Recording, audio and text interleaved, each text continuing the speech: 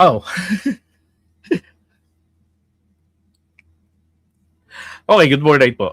Eto naman, nakakatawa to. Si Vice President Sara Duterte. 'Di ba? Nag-astang tila presidential advisor, at ang problema ay nagbasa na nga lamang po. Wala niya ang ending, sumablay pa. So naalala niyo ba yung sa bisikleta? Pero bukod pa doon, yung yung may pattern kasi siya ng ganun eh.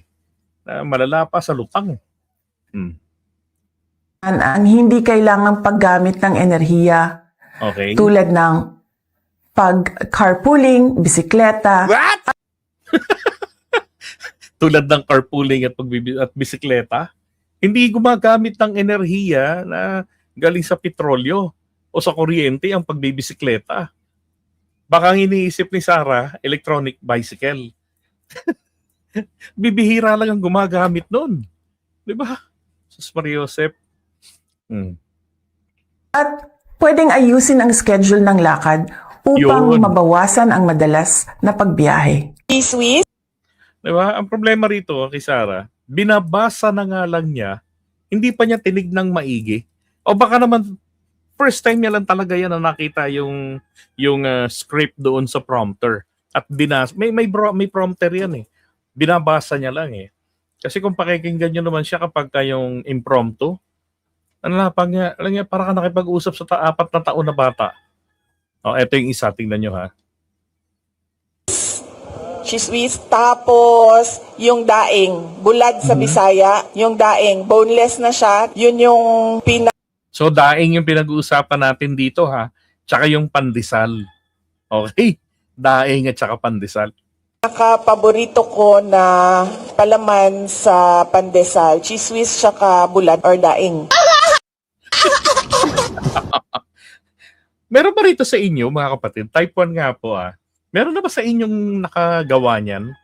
O may nalalaman kayong lugar sa Pilipinas na ginagawang palaman yung dried fish? Walang iya. Dried fish boneless, tinikless. Okay? So, piprituhin mo yon. Ang ina maalat yun eh. Ipapalaman mo doon sa pandesal. Ang hirap naman paniwalaan noon. Diba? Ano yung paghahaluin pa niya yung cheese whiz? Ano ka, naglilihi? Kakaiba eh. Parang ano lang din. Yung naalala ko lang, si Mrs. nung maglihi sa panganay namin. Naggawa siya nagtimpla ng toyo, suka, tapos yung labanos. In-slice niya, pinalutang niya doon. Tapos may sili. The first time kong nakita na ginawa niya. So, pati nanay ko nagulat. Kaya talagang hinala nga, naglilihi siya. Ito namang papa ko, nag-enjoy doon sa ginawa niya. Kaya kada pagkakain, sasabay, may kita mo talaga, bulagta si papa. Doon ganun na nakita kong weird. Pero itong para kay Sara, kaya sabi ko, anong trip nito nung bata pa siya para naglilihi? Diba? Daing. Gagamitin niya na yung bulad. Diba? Daing yun, sabi niya eh. Yeah, smoked fish. Alam ko meron. Yan, salmon. Yan. Pero yung daing, anak ng putya. Parang ang hirap nguyain nun, nalusaw mo na sa bibig mo yung pandesal. Pero yung daing nandun pa rin. Meron akong maalala na nangyari sa akin noong bata pa ako sa pandesal at sa bulad. So, breakfast, may bulad. Kinuha ko yung bulad. Akala ko malinis na siya na wala siyang buto, wala siyang tinik. Nilagay ko sa pandesal, tapos kinain ko diretso, ganon. Tapos, meron pala siyang tinik na naiwan doon. At saka medyo siya malaki. So, natusok yung ngalangala ko. Tapos, nang natusok yung ngalangala ko, sobrang iyak ko na. Breakfast yon, papunta kaming paaralan. Papasok kami sa school. Hindi mo alam kung totoo sinasabi niya. Po sa sobrang iyak ko, sabi ni dating Pangulong Rodrigo Duterte, papa ko, sabi niya sa akin, gusto mo ba na wag nang pumasok ng school, sumama ka na lang sa akin? Ay, sa paniwala ko, yan yung naisip. Ayun, ang resulta daw niyan, umabsent siya sa school. Anyway, eto, sabi niya ha, eto yung nagmagaling eh. Sabi niya, napakadali naman daw. Kasi di ba sa Middle East, meron tayong gulo doon, meron gulo doon. Tapos, syempre, marami tayong mga kababayang apektado doon. So, merong dalawang mukha na pinaghahambingan etong mga anti-government, itong mga anti-Marcos admin. So, etong isa ay yung panahon ni Duterte rin na nagkaroon ng, alam ko 2020 yun yung ganitong problema dyan sa Middle East. Na sabi ni Digong, kahit magnakaw ng eroplano, gagawin ko, may uwi ko lang kayo. Yun, yung mga rhetoric niyang ganyan. Ngayon, ito kay Sara, ito matindi. Sabi niya, napakadali naman daw magpadala ng eroplano. Kasi nga, di ba sabi ni PBBM, mahirap. Kasi may eroplano kang ngang makuha, hindi mo naman mapapapunta doon dahil nga sarado ang airspace kasi nambobomba ang Iran 'di ba? Bagamat syempre maraming mga nagre-request din ng mga kababayan natin na i-repatriate sila. Lang kapag mga ganyang delikadong bagay, hindi po pwede basta-basta na dahil merong request, 'di ba? Oh. Sabi niya rito napakadaling magpadala ng eroplano sa totoo lang. Alam niyo ba noong COVID-19, maraming na-stranded na taga Davao City sa Metro Manila. Sahara, war zone, at saka COVID. Napakadali, nangontrata kami ng commercial airline. Diyos ko po, grabe namang comparison nito, Sarah. Anyway, sabi nga nila, siya ang future president ng Republic of the Philippines. Well, good luck. Ito yung sinabi ni Duterte. Magnakaw ako ng eroplano. Mapauwi ko lang kayong lahat. Kay PBBM, ito mas realistic. Ang problema, walang lumilipad na eroplano. Diba? Bakit? Kasi nga, kapag ka nagpalipad ka ng eroplano, ang tendency po dyan ay pwedeng tirahin yan ng air defense ng ibang bansa. Napanood nyo ba yung sa Kuwait? Teka, ito yung video nun, no?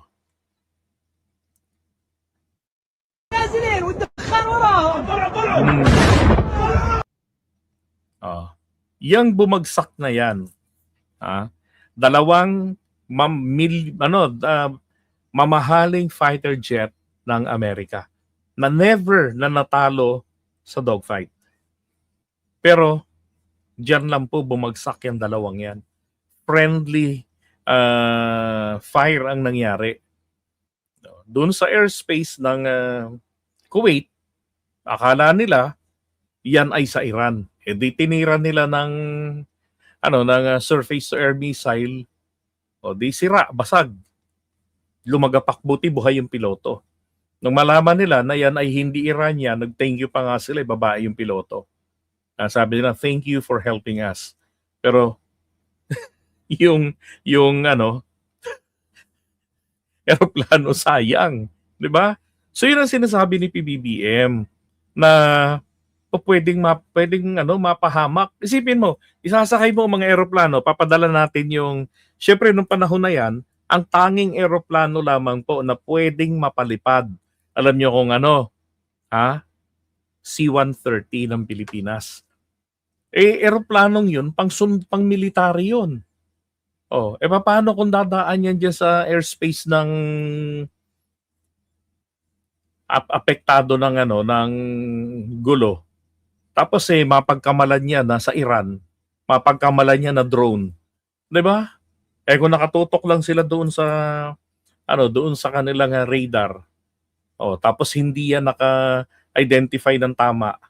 Pwedeng yung buong C-130 na may lamang mga Pilipino mapabagsak. O, di kawawa naman. Di ba? Yun ang hindi naiintindihan nila. O, syempre, magbibida-bida ka lang naman. Di ba? Kaya lang sana dapat realistic. Di ba? Dapat hinihintay yung magiging development ng situation. Kaya nga ang bilin na lang ng Pangulo natin ay manatili kayo sa bunker. Kaya mga Pilipino, hindi. Nasa labas. Habang yung mga amo nila, nandun nagtatago sa bunker, yung iba nagpa-party kapag inaatake ng Israel at ng US ang Iran.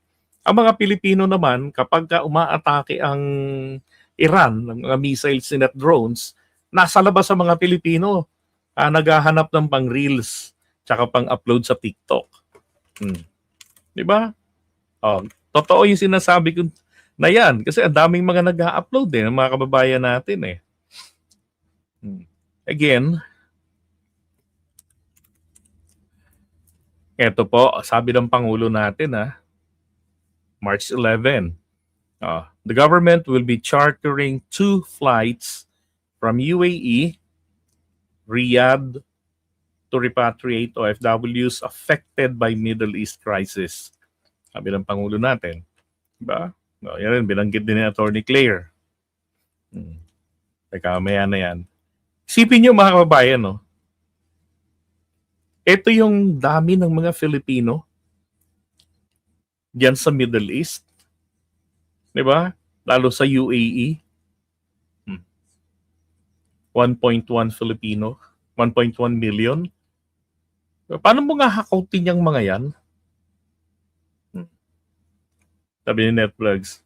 Ed, magandang umaga sa'yo, ma'am. Sabi niya, yung manugang ko nasa Dubai, ayaw umuwi. May kaibigan din ako dun. Nasa Dubai din silang mag-iina. Siya yung asawa niya. Shoutout kay Aileen Reyes ng Mindoro. Yun, nandun sila mag-iina. Mukhang walang balak. Nakita ko ang video nagdadrive pa ng kotse. Diba? Tsaka kung titignan nyo, ilan lang yung nagre-request pero dapat na mapagbigyan.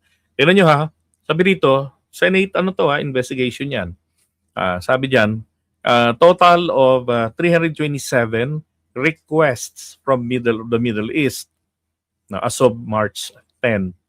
68 sa Abu Dhabi, sa UAE, 2 sa Jordan, 2 sa Baghdad, 40 sa Lebanon, 30 sa Doha, and then mula po sa Dubai, 199, and then sa Manama, 4 mula sa Iran, 9, 3 mula sa Israel. Pero kung titignan mo yung dami ng mga Pilipino doon, di ba? Ayan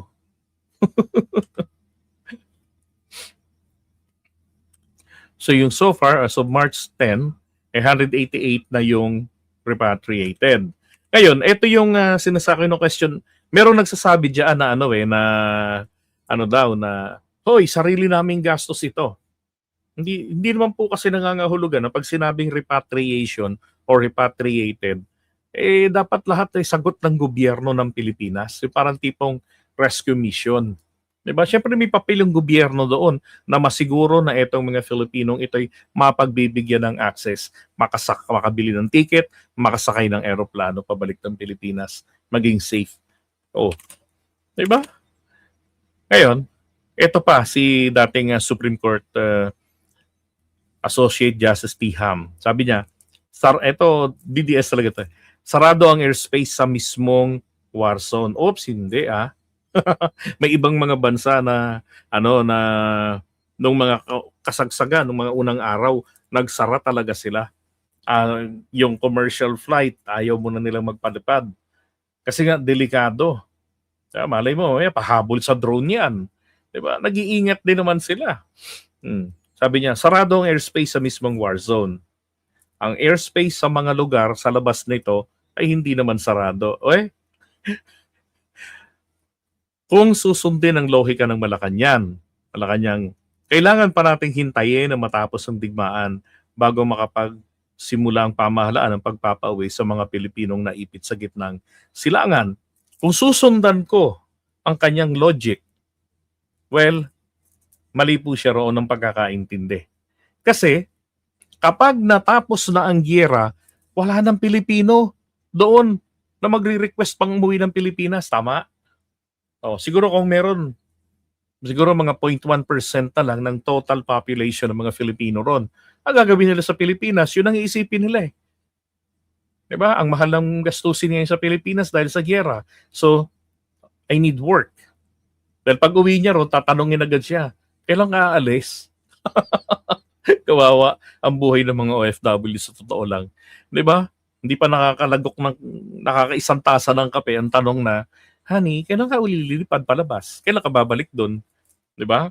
So mananatili yung mga kababayan natin diyan. 'Yun ang sigurado diyan pagtapos ng giyera at hindi kailangang hintayin ng Malacanang na matapos ang gulo ang giyera diyan. Kailangan lang nilang hintayin dito yung magiging adjustment ng mga karatig bansa na kung saan nag-red alert sila sa kanilang mga airspace. Laban doon sa mga missile, doon sa mga drones mula po rin sa Iran. Pero nung naging okay na nga, 'di ba? Magcha-chartered na tayo ng mga dalawang eroplano. Diyan sa Saudi Arabia at doon po sa UAE. Now, tingnan nyo to. Ito March 9. So yung mga nasa Israel, dinala sa Egypt, kasi malayo-layo yung Egypt eh. Diba? Tapos ito naman, nakasama yung mga Filipino doon sa sa eroplano ng Singapore. Ito naman, mula sa Dubai patungong Oman. Ganoon talaga yung gagawin ng gobyerno dyan. Patuloy ang repatriation, 32 OFW mula Qatar, nakabalik na sa Pilipinas. Diba? Ngayon, yung sinasabi nila na bakit daw yung ibang bansa, nagawa nila yon. Ito, March 10 ito. Hindi naman nila ginawa yan, magpadala ng mga eroplano nila doon agad-agad eh. Saan nila palalandingin yun? Diba? Sa kamatayan, sa kapahamakan? Hindi naman agad-agad. Ito rin, sa South Korea. South Korea March 7. And then ito naman ay Japan. Ito naman ay March Spain ito March 6.